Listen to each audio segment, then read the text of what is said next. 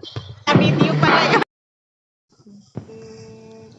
Unang taon sa Year of the Dragon. Kaya Umiisin ng ayan. kanyang labandero. Umpisahan na natin. Ayan.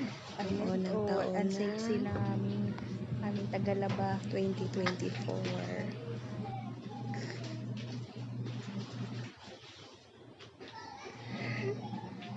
Ang aming tagalaba.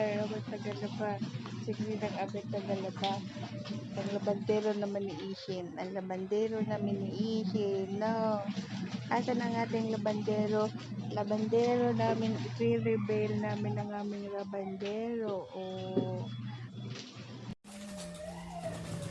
Dahil Year of the Dragon ngayon at mabait ako, kaya ayan, yung matapang na pinagsasabi ninyo, pinaglalaba ko na.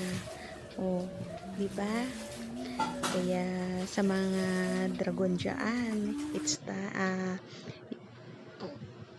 it's time for you to shine dahil 2024 ngayon.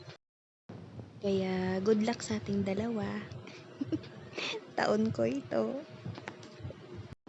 Kaya sa mga nagsasabing matapang siya, kita nyo naman, naglalaba na siya, kaya papatanggal ko na yung tattoo niya.